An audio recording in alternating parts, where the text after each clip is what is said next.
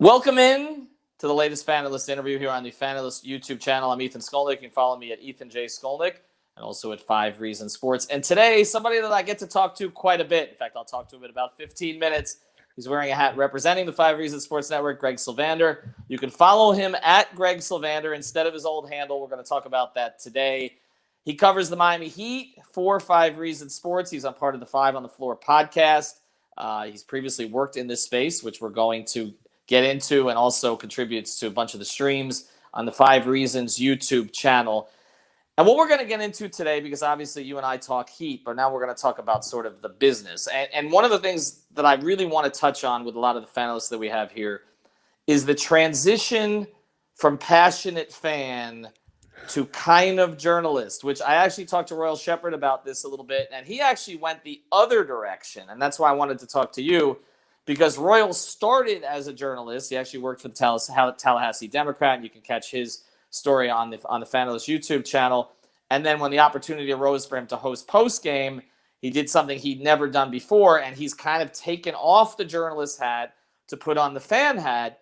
You've had to go kind of the other direction, but not completely. So let's go to the beginning on this. You did not start this with ambitions to be a journalist analyst, right? I mean, tell me your story about being introduced to the Miami Heat. No, I certainly didn't start with those aspirations. I mean, I think ultimately there's always like a part of, I think, every fan that likes the idea of it. So I'd be lying if I said that like there wasn't an aspect of it that I always thought about, right? But I was just a passionate fan forever. And really, Twitter was a really big turning point for me personally. I was like somebody who would interact with fans on message boards initially, and then that turned into like Twitter came around. I think it was 2009, and didn't get many followers. Ethan was one of the first people that actually did follow me. I felt like I was legit because Ethan J. Skolnick followed me way back when, and essentially it was just like stream of consciousness. Just tweets were just the thoughts about the Heat. And eventually, the more that I did that around, I think it was 2015 or so, I got involved with Miami Heat Beat. And 4 years to the day that I got involved with Miami Heat Beat, you credentialed me to my first game as a credentialed member of the media. So like, it was unbelievably how quick everything took place. And you're right. There was definitely a transition point where I had to take off the fan hat a little bit. But the cool thing is like part of this that's really intriguing is that I don't have to take off the fan hat completely. So I get my cake and eat it too a little bit there. Yeah, it's interesting that you talk about it in that sense, because I do think that the landscape has changed here in the idea that as the mainstream outlets have fewer and fewer reporters covering games who are supposed to have that line of objectivity, it has created this vacuum where the fanalist has sort of stepped into that. But then it does become about straddling the line. I think what's happened to some of the mainstream people too is they feel they need to be a little bit more like fans because they have to sort of compete in the social media space. So like you said, you get your first credential, you're there. The urge is always to cheer, right? Because I always had this policy with 5 Reasons Sports: don't cheer on press row because you're not supposed to, but it is your natural inclination. But you live in a social media space, right?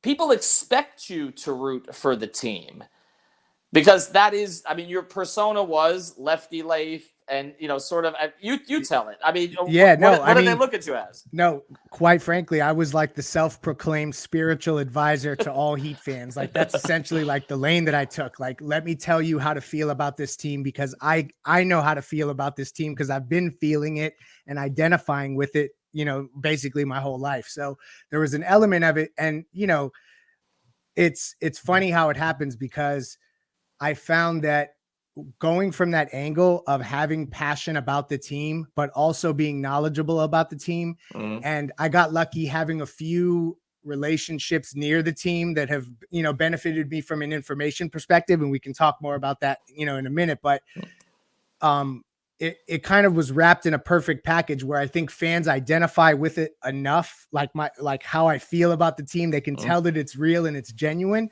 but also there's enough of the knowledge and the foundation of like the historical stuff and what's going on with the organization, that they know that I'm not just doing this because I'm being paid to do it, or I think that that's what they want to hear. This is the stuff that's close to me too. So it's like authentic in that way. Yeah, and the problem with people who are being paid to do it, and that's the way that this has always been done, and that's the way that I got into it, is that the people paid to do it don't have an emotional investment in it. I mean, the emotional investment, as I've talked about, is, please your editor and make your deadline. It's not necessarily live up to what the fans are expecting. It's been a difficult transition for me, as I've always had to follow that line of objectivity, and I've been like, okay, I mean, I'm a little bit more interactive with the fans in a positive way on Twitter than I was necessarily when I was sort of just working for newspapers. But you've also come across something else, because as you mentioned, you're not just commenting on the team, but you're breaking news on the team. You're anticipating stories or just outright saying what's going to happen. But that has put you in this weird space sometimes too, because you're dealing now with what a lot of reporters deal with, which is that everything that you report is being analyzed. And I'm just going to point out one, and you can comment on it. The LaMarcus Aldridge one is the perfect example of this, because you and I both knew kind of what was going on. I knew what your reporting was. We believed, based on your reporting, but also based on our own reporting, that LaMarcus Aldridge was going to go to the Heat when he was free to do so during the 2021 season. The Heat believed that. We knew that to be the case. But when he didn't go, you bore the brunt of that from people who typically are on your side because you're all Heat fans, but now you were providing information that didn't happen, even though, again, the guy just changed his mind, which occurs, and it fell back on you. How did you experience that? That was tough, actually. But tough in a relative sense. Like, let's be honest, it's just one transaction, but I did definitely feel pressure because in my heart of hearts, thought that was taking place and was given the information from very credible people. And then when it fell apart, you're trying to build credibility. And there's an element of this where, as much as I am saying that there's parts of having my cake and eating it too by being a passionate fan, but also getting to cover the team, I'm not a long-standing credible journalist that everybody knows. So there is part of this where I'm building a catalog of either rights or wrongs, right? And in the social media era, boy, they are keeping track. And that was a tough one, but truthfully, I got a lot more support than I did get hate. I got a lot of messages from people that were like, stuff comes in wrong. And there's been other times that I was right. And like whether it's the Duncan Robinson stuff or the Max Strus stuff. And I don't say that to toot my own horn. It's just like, that's kind of the give and take of that whole experience. Well, I'll do it. Okay. You had Juwan Howard to Michigan first as a Heat assistant. I mean, you were first on that, which allowed the network to report it. You had Max Strus and Duncan Robinson as players that the Heat were targeting long before anybody else did. And now one of them is a highly paid player and the other is a rotation player. So those things worked out.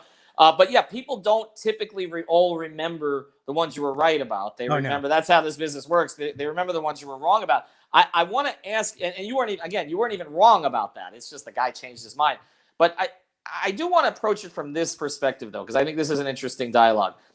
You are commenting on the team as well, and you're breaking news. And yes, people down at the Heat know who you are. The other reporters, the mainstream reporters, know who you are.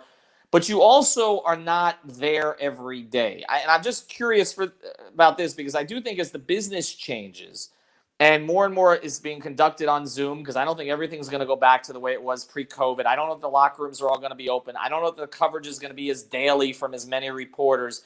More people are going to be covering teams that way. Do you think it would change the way that you report or analyze if you had to show up every day, like beat writers have typically had to do until sort of, again, COVID changes in the industry, etc.? Oh, absolutely. Because I don't live near the team anymore. I grew up in North Miami. I lived in North Miami most of my life, but I don't live there now. And I'm based in Charleston, South Carolina. So that's not an option for me. So if that was a prerequisite to being involved in this way, I would be out just by virtue of that alone.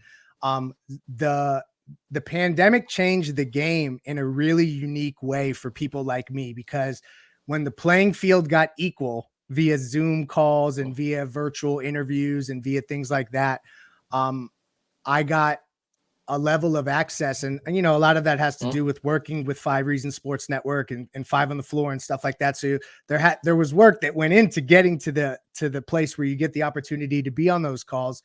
But it is a lot different, because before, if you were in the building every day, you had a pulse on the team that somebody like me, who is across, like, you know, 3 states away, just could never have. Whereas now, you kind of got to pick up on stuff intuitively. You have to really listen to what people are saying over Zoom calls. So it's a unique thing. And I think it's given a unique advantage to people that maybe aren't next to the team every day, but have something to offer in terms of whether it's analyzing the game, breaking news, or whatever it may be. Well, the final thing about that too, you have interviewed players. You went to the All-Star game. You've been in locker rooms and all the rest of that. But again, you're not there on a daily basis. Would you be as critical, and you're not particularly critical, you tend to give players the benefit of the doubt, but we do some criticism on 5 on the Floor. We have to. You've got to be honest about what's going on with the team, or you don't have credibility with the people that are listening to you or watching you. Would you be as critical if you had to show up every day? Yes, I would. Because I feel like when I am critical, I generally, I feel like it's, well, I guess everyone feels justified in their criticism, but I feel that because I don't do it that often and it's few and far between, like I'll give you an example. When I criticized Hassan Whiteside and when he came on the road to Atlanta and Charlotte and I covered those games for you, I did not back down from going up to him and asking him questions. And he knew precisely that I had criticized him because I felt like there was roots to that.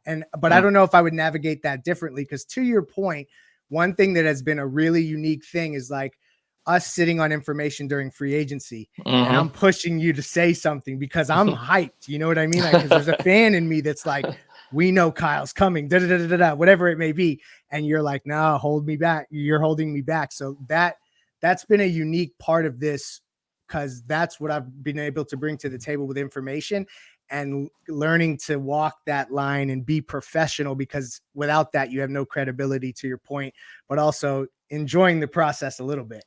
All right, final thing here. With Greg Sylvander, you can follow him at Greg Sylvander. It used to be Lefty Leif. I will say I had a little bit to do with him changing the handle, because I do think as Fanalysts kind of move into the space where they get credibility, you need to know what their names are, even if you're playing off a middle name or a nickname.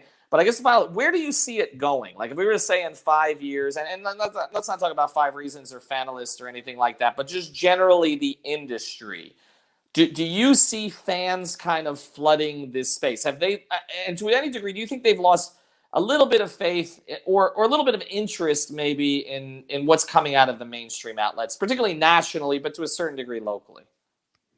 I think the collective conscience of our country is to have a disdain for the media in general, and for better or worse, that is going to, it's going to, spread into the sports space. And it has. I feel like ESPN has a lot of people that are, that people love to hate, we'll say, but hate in quotations. I don't know that they really hate them.